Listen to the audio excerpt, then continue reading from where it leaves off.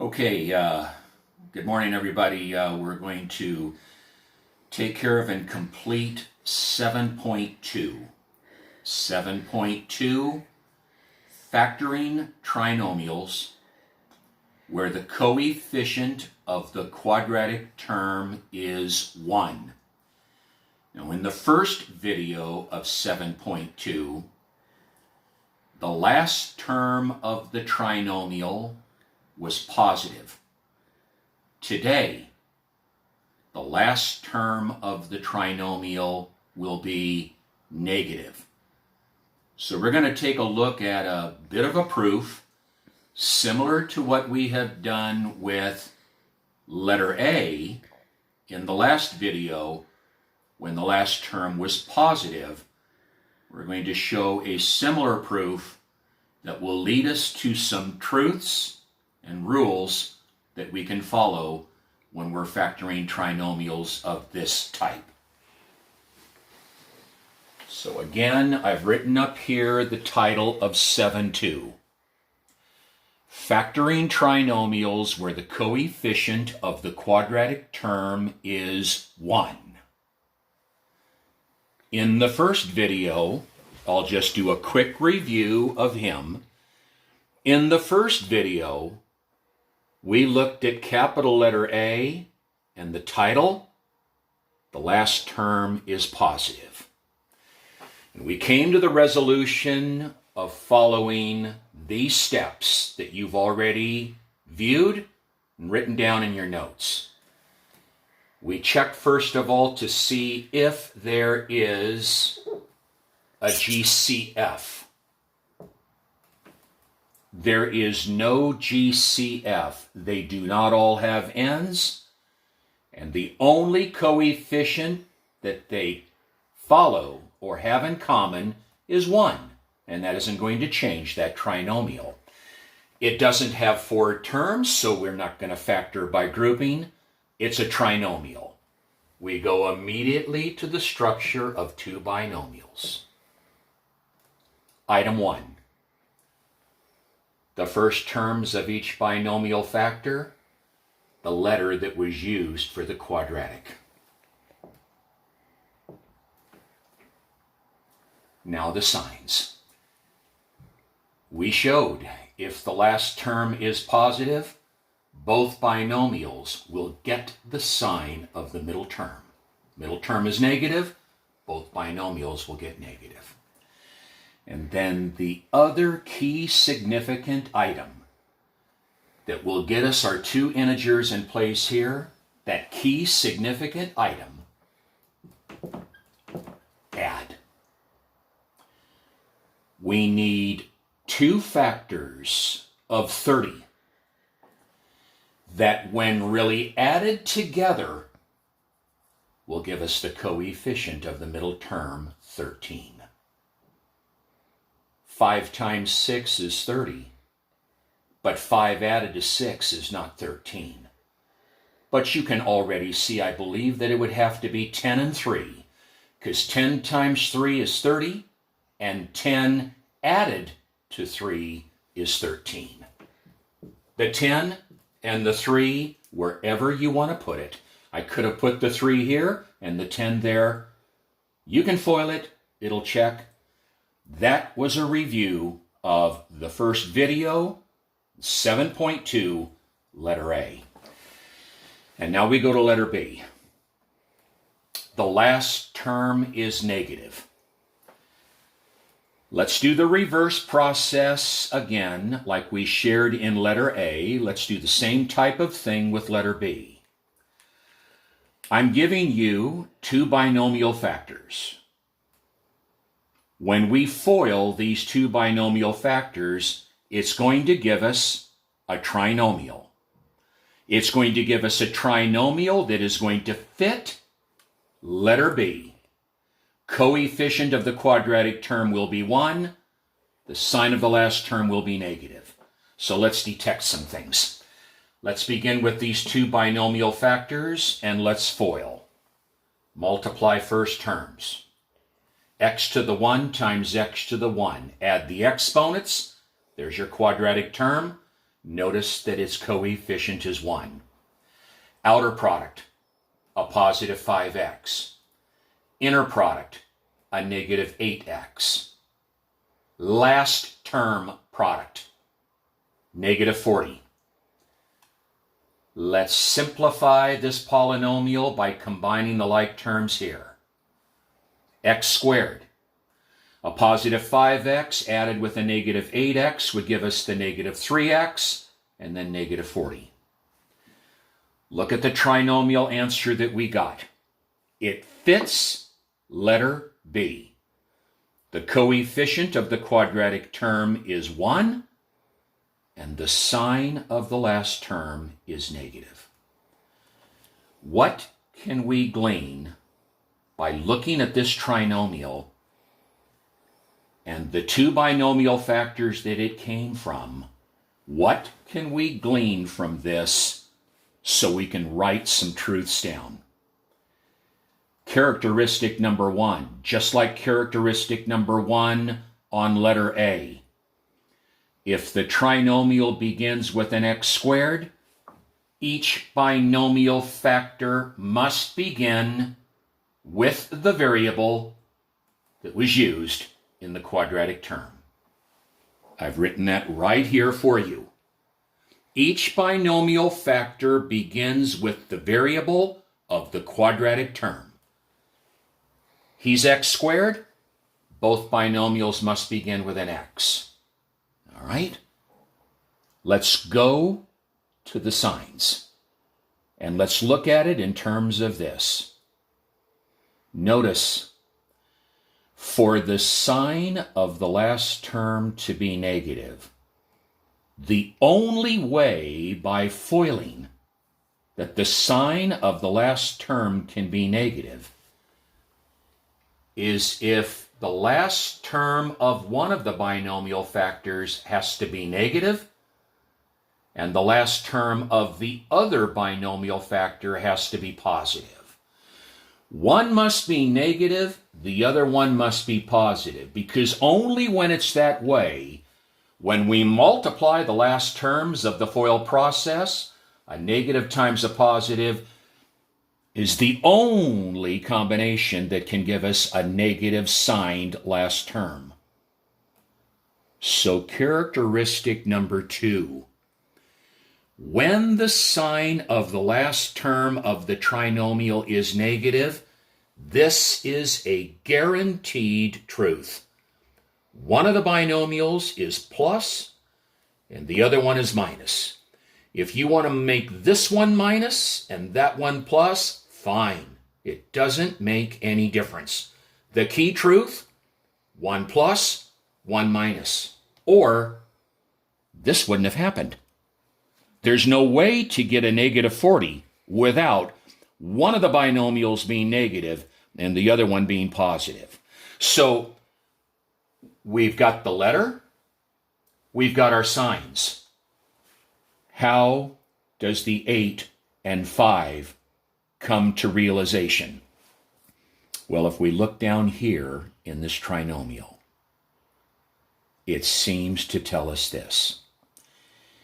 We need to come up with 2 factors of 40. 2 numbers that will multiply together and give 40.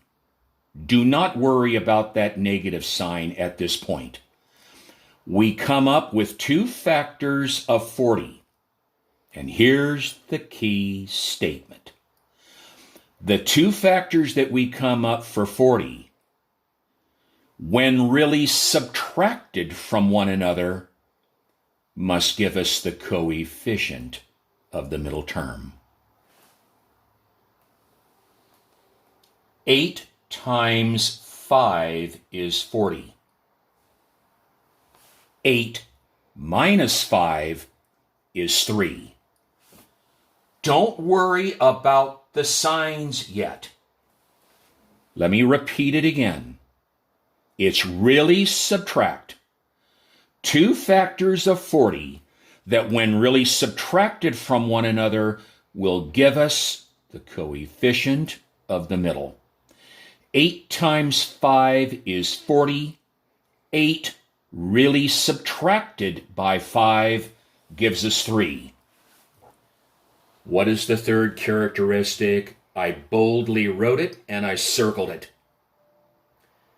If the sign of the last term of the trinomial is negative, characteristic 3, really subtract the factors of the last term to get the coefficient of the middle term. Really subtract the factors of the last term to get the coefficient of the middle. It cannot be 20 times 2, because 20 minus 2 is not 3. It can't be 10 times 4, because 10 minus 4 is not 3. It is 8 times 5, because 8 minus 5 gives us 3. So characteristic number 3, really subtract the factors of the last term to get the coefficient of the middle term. Now, there is one final step that is actually very significant. We have to know which sign is going to go with the 8 and which sign is going to go with the 5. We've identified the numbers here. 8 times 5 is 40, and 8 minus 5 is 3. We have the right pair of numbers, but we can't just put the 8 and 5 wherever we want to put it. It won't work that way on this. So, truth number 4 is sort of an appendage to number 3. We've decided, and in fact it's 8 and 5. How do we know where the 8 and the 5 goes? 4 tells us. The larger factor gets the sign of the middle term. The larger factor. Let's go back. The two factors of 40 that when really subtracted would give 3 would be 8 and 5. 8 is larger than 5. The larger factor, 8, gets the sign of the middle term. Look at the sign of the middle term. It's negative. And look up here in your factors and notice that the bigger factor, 8, gets the sign of the middle. The 5, therefore, gets the positive. Okay? Larger factor gets sign of middle. Please understand this, people. When you come up with 8 and 5, you do not have the right to put the 8 and the 5 wherever you want to put it. It doesn't work that way. You have to follow the fourth truth. The larger factor always gets the sign of the middle. The 8 gets the sign of the middle. The 8 gets the negative, and he got the negative. The 5 gets the positive. Now, I'm going to erase right in here. I'll leave the truths here. And we're going to attempt to do a total of 5.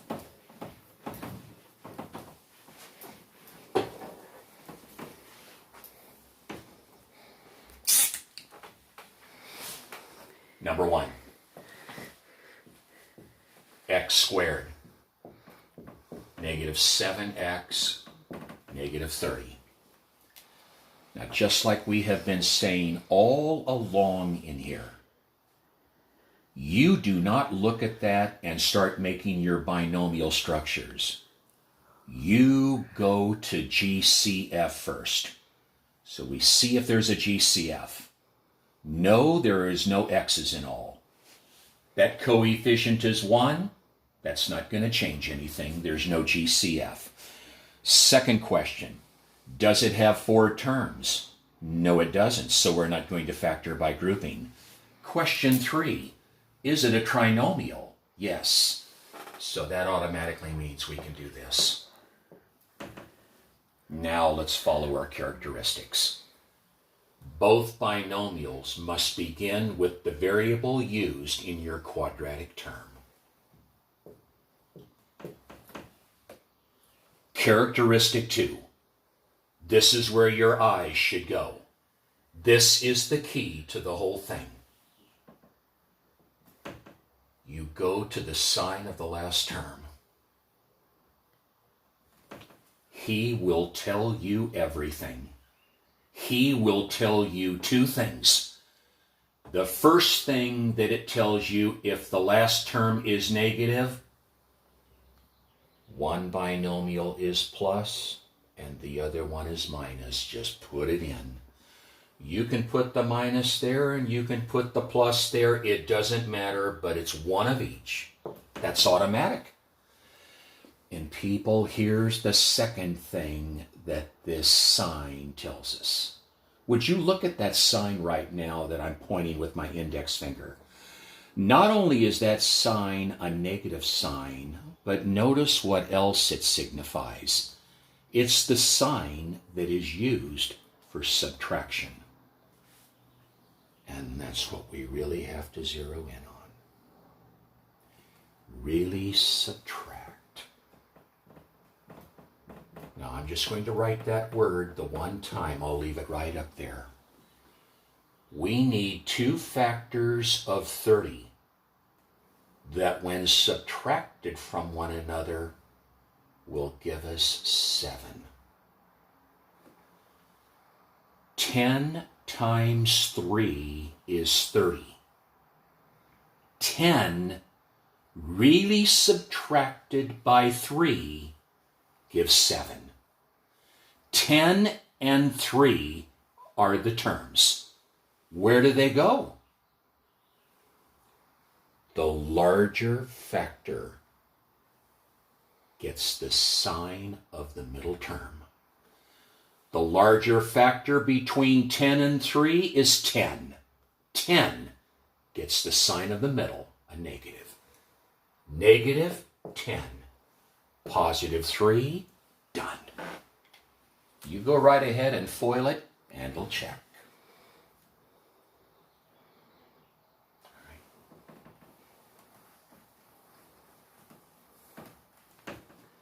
Number 2, n squared, positive 8n, negative 84. Notice again what I'm trying to model. Get it synced in your mind. Step 1, Gcf. The answer is no. He doesn't have an n, and that coefficient is 1. 4 terms? No. Trinomial? Yes. Let's begin. Both binomials begin with n. The signs of the binomials, well, that's going to be indicated by what we see there. If the last term is negative, 1 plus, 1 minus. That word, subtract. We need two factors of 84 that when really subtracted from one another will give us 8. Yes, I picked them for this reason. We're not always going to be able to identify those factors. So like I did in the first video of 7.2, let's just put the 84 down. And let's begin to identify paired factors of 84. But this time, as we list our pairs, you subtract one from the other to get 8. We subtract. 1, 84. Not close. The next factor after 1 is 2. It goes because 84 is even. 2 into 84. After 2 comes 3. 3 will divide into 84 because if we add the digits together that make up 84, 8 plus 4 gives us 12. And since 12 is evenly divisible by 3, then 84 must be divisible by 3. And 3 will divide into 84, I believe, 28 times. Now I'll do a little subtracting right here. 28 minus 3 is 25. I've got a ways to go. After the factor of 3 comes 4, and 4 will go 21. 21 minus 4 is 17. I'm getting there, but I'm not there yet. After 4 comes 5.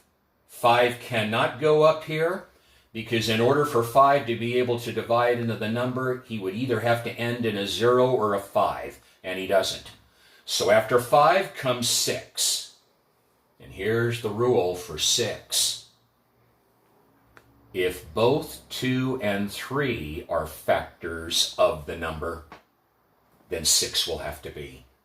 6 works. And people, if we divide 6 into 84, it'll go 14 times. Let's subtract. 14 minus 6, bullseye.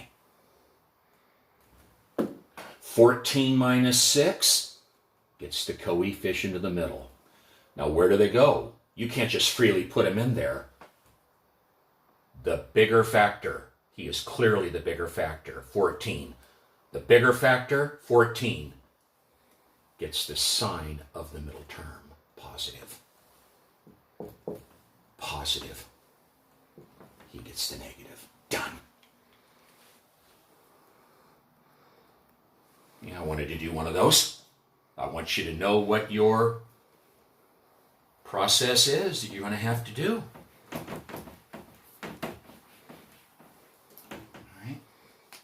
Number 3, u cubed, v squared, negative 2, u squared, v cubed, negative 15, u v to the 4th. Looks like a miserable expression, but it won't if we stay with our steps. Step 1. GCF. Clearly, there's a GCF. All 3 monomial terms have a power of u, and they all have a power of v. So there's a GCF. Let's start with the u. Take the smallest power of u, because the u is in all of them. That's u cubed, that's u squared, that's u to the 1st. U. Let's go to the v's. Take the tiniest power of the v. V squared, v cubed, v to the 4th, v squared. Now make a trinomial house, and we divide each one of these terms by this GCF. U cubed divided by u to the 1st. 3 minus 1, u squared. The v squareds cancel. Same exponent, gone. Negative divided by a positive, negative 2. U to the 2nd divided by u to the 1st. Subtract the exponents, we'll have a u. V to the 3rd divided by v to the 2nd. Subtract the exponents, we'll have a v. Last, negative 15 divided by a positive 1, negative 15. The u's cancel out. U divided by u, they're gone. V to the 4th divided by v to the 2nd. Subtract the exponents, v squared. We took out the GCF, and we completed the factorization, and this completion that's inside this house is a trinomial. Notice the coefficient of its quadratic term is 1, and the sign of the last term is negative. So let's see if this can be factored. Bring down the uv squared. Make two binomial homes. Term number one on both. The letter used in our quadratic. Now the signs. If the sign of the last term is negative, that automatically means that one is plus and the other one is minus.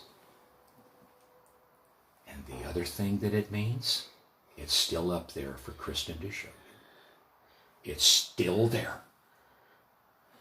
Now, before we look at the 15, we don't want to forget about this little tail quadratic little factor right here. If it ends with a v squared, then each binomial has to end with a v. Don't want to forget to get those in. Now we'll worry about 15. Two factors of 15 that when subtracted will give us 2. 5 times 3 is 15, and 5 take away 3 is 2. 5 and 3 are the factors. 5 is the larger factor. 5, the bigger factor, gets the sign of the middle term.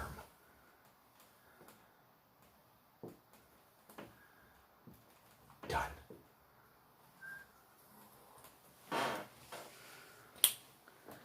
You can check it, and it'll be just fine. All right.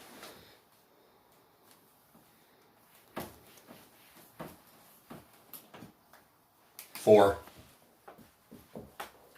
negative 3w cubed plus 9w squared plus 120w. Your eyes should spot just about as soon as you've copied this trinomial down. You see that it begins with a negative.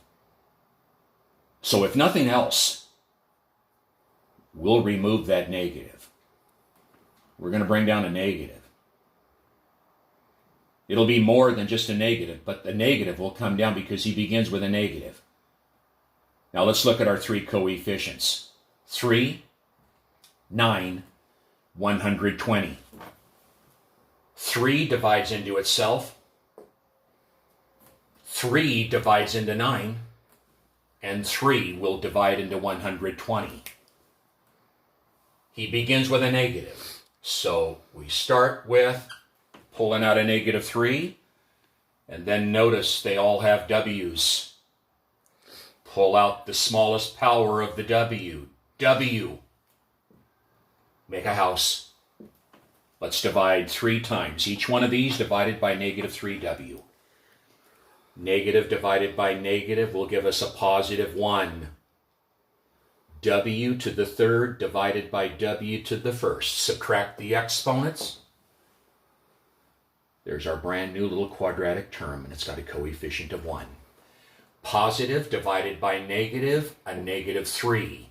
W squared divided by W, W. Positive divided by negative, negative. 120 divided by 3, that should give us a negative 40. The W's say goodbye. Now maybe this trinomial can be factored. Let's see. Bring him down. Make 2 binomial homes. They each have to begin off with W. For the 4th time that I've shared, for the 4th time, I'm circling him. Why? Because he tells me 2 things. The first thing that he tells me, 1 plus, 1 minus. And the second thing that he tells me, he stands for subtract. He is a subtraction sign. We need 2 factors of 40 that when subtracted give us 3. Doesn't take an Einstein. 8 times 5 is 40, and 8 minus 5 is 3. 8 and 5 are the numbers. 8, being the bigger factor, gets the sign of the middle. The larger factor gets the sign of the middle. 8 gets the negative. 5 gets the positive. Done.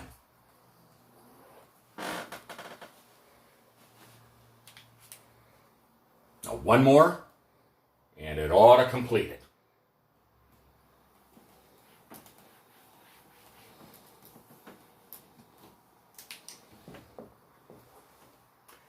Three x to the third, negative 45, x squared y, negative 162, x y squared.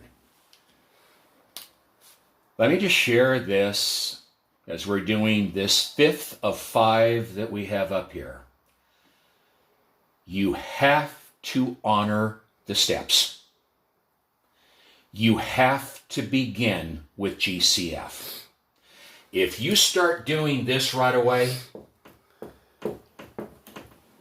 that is wrong. You don't do that right away. You ask if it has a GCF.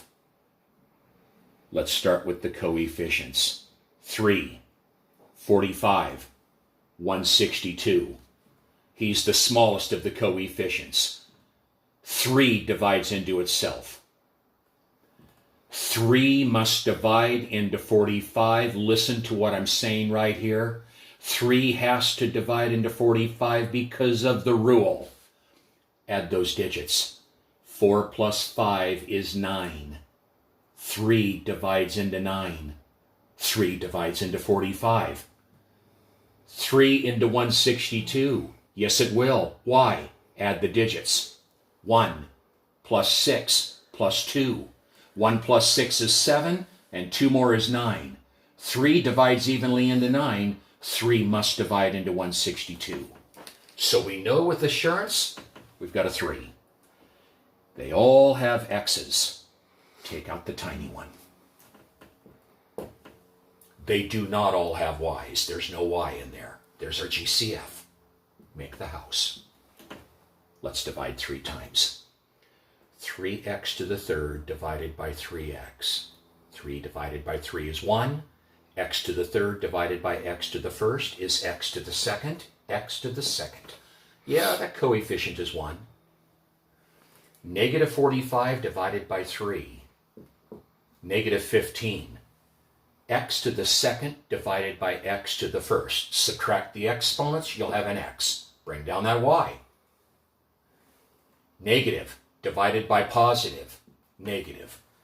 162 divided by 3. I'll do it right here.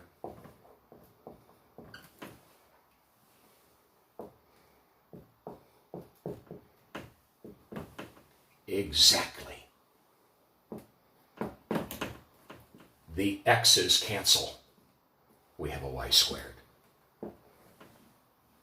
Trinomial. Coefficient of quadratic is 1. Sign of last term is negative. Down. 2 homes. They each have to begin with x. For the 5th time.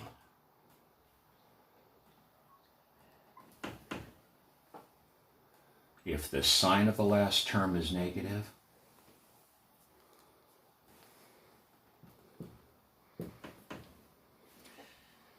now, before we go searching for factors of 54 that when subtracted will give us 15, it ends with a y squared. They each end with a y. Now, not everybody is going to be able to look at 54 and come up with the factors that when subtracted would give 15. People, I just thought of this. Do not make this mistake. This will happen. People will look at 54 and they'll say, well, that's 9 and 6. But they'll make a mistake. They'll add the 9 and the 6 together, and it just so happens to give 15. But you're not adding. You're not adding. Because if the sign of the last term is negative, the truth tells us to really subtract. So don't make that mistake here where you look at the 54 and the 15 and you instantaneously think of 9 and 6. That won't work, because 9 subtracted by 6 is not him. So maybe we need this.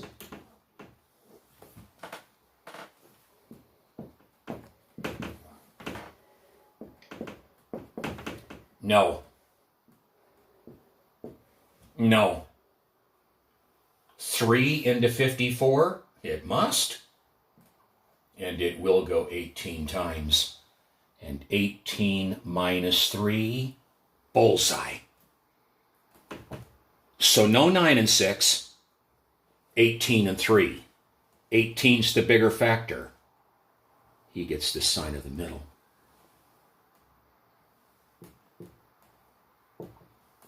Done. And there's the process. There's the process. Now we have completed 7.2. Just a heads up. In the next video, when we move to 7.3, we will be factoring trinomials where the coefficient of the quadratic term is not 1. Is not 1. And that we will deliver a nice plan for you, a real nice plan to be able to come up with the binomial factors for those. But we'll say goodbye to you right now, and when we reunite, we'll reunite with 7.3. Okay. The person that's holding up the camera is saying, better shut up, my arm's getting tired. And so I'm going to. You folks take care of yourself, and we'll talk again. Goodbye.